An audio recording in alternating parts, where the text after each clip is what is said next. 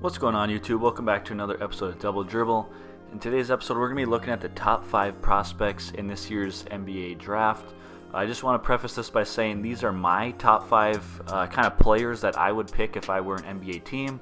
They aren't in, I guess, a specific order of depending on what team has what number pick. These are just kind of my top 5 prospects that if I were a team, I would pick and that I think, are the top 5 players. So let's go ahead and look at number 1. So Jabari Smith Jr. is my number 1 prospect or number 1 pick in this year's 2022 NBA draft. I think that is a player that can have an immediate impact on whatever team drafts him, but also is a player that will continue to develop and get better as the years go on. He is a 6'10", 220-pound, kind of wing player, I guess, power forward, small forward. He's got a 7-foot wingspan. He had a great year at Auburn, his freshman year with Auburn. I think just with the ability for him to, shoot the three, put it on the floor, he can guard a multitude of positions. He's got really good feet, really good athletic ability. I think he's a player that, like I said, just has tremendous upside, but also will help a team, put together winning games and winning, not necessarily winning season, I guess, with obviously the number 1 team being one of the worst teams in the league. But I think that he's a player that will be able to help the team right away, but also, like I said, continue to get better. I think, just in my opinion, he's been the number 1 prospect pretty much the whole time. In my opinion, it's been between Chet Holmgren and Jabari Smith Jr. But I'm going to give the edge to Jabari Smith just with his ability to shoot the three, at 6'10", with a 7-foot wingspan. That's a tough guard. With his skill, his athletic ability, I think that he is the number 1 pick in this year's draft. So number 2 for me is Chet Holmgren. This is a player that has been, either you really like him or you don't, I guess. There's a lot of people that I've heard saying that he's not even a lottery pick in this year's draft because of how skinny he is. They're, afraid that he's not going to be able to handle it in the NBA. I don't think that's the case. I think especially with a player like Chet, that's 7 foot with a 7'6" wingspan. He can shoot the three, he can post up, he's an elite rim protector, blocking shots. I think it'd just be extremely hard to not take him with a top 2, top 3 pick in this year's draft. He's a player that, if he develops, he could be extremely special.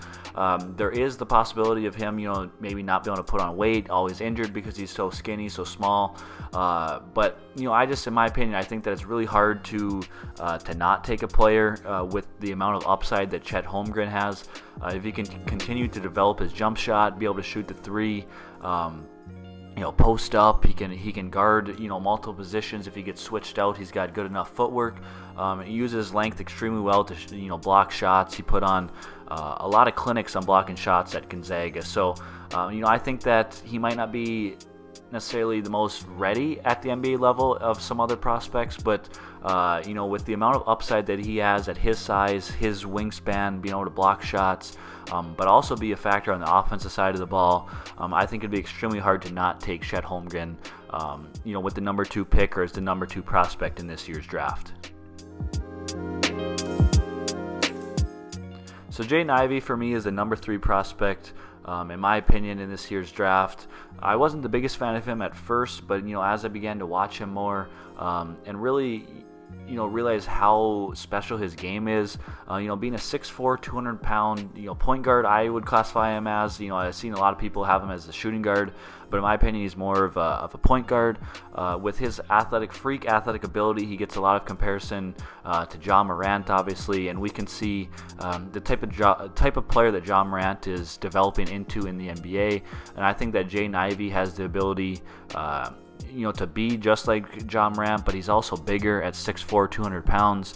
He's got that same, kind of explosiveness and athletic ability as Ja Morant.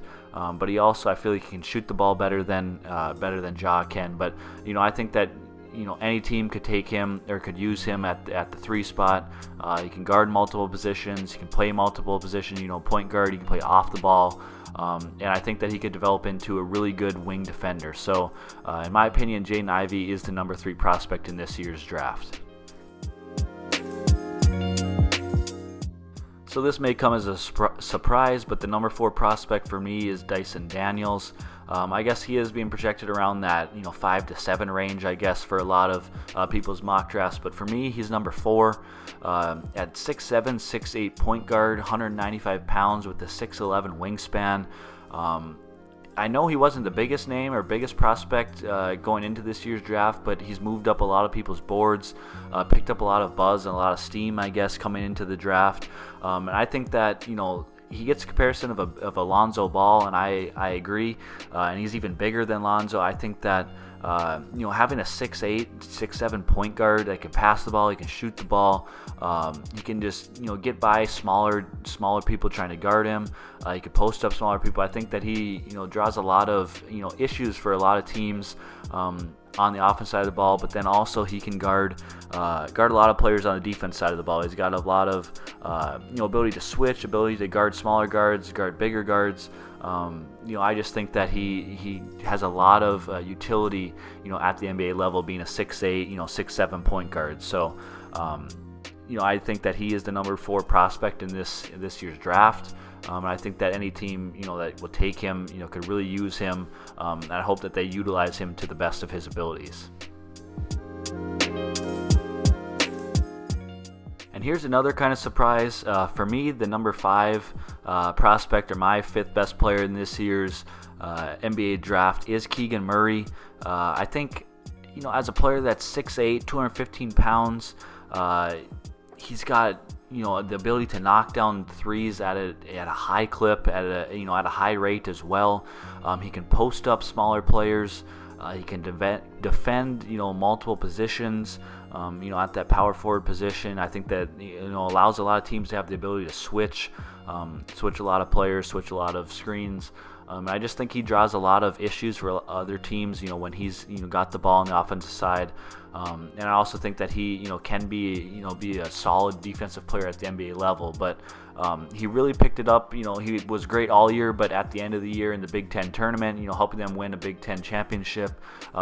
And they obviously had a disappointing first game in the NCAA tournament, but he was really the main reason why they were so good this year with Iowa. And I think that he provides a player that could help a team out immediately at the NBA level. He's got that winning attitude, that winning mentality, and I think that he's really special. I'm really high on Keegan Murray. I think that he can be one of the best picks in this year's draft. And someone that can be, really well at the NBA or do really well at the NBA level right away. So for me, the number 5 prospect is Keegan Murray. So in conclusion, this is my, kind of top 5 players in the 2022 NBA draft. I know there's maybe some controversial picks there with having Dyson Daniels and Keegan Murray there above a player like Paolo Banchero. I'm not the highest on him. I don't think he has a tremendous upside, and I think the top 3 picks for sure are players that are obviously really good, but also have a ton of upside. I think Paolo Banchero would be a great player, or a really solid player right away at the NBA, but I just don't know how much he'll continue to develop, and kind of the player that he'll turn into be in the long run at the NBA level. So I think he'd be right around that 5, 6, 7 pick in my opinion, but these are kind of just my 5 people, top 5 right now. So make sure you leave all your comments in the comment section down below. Make sure you hit the like button, hit the subscribe button, and we'll see you in the next one. Peace.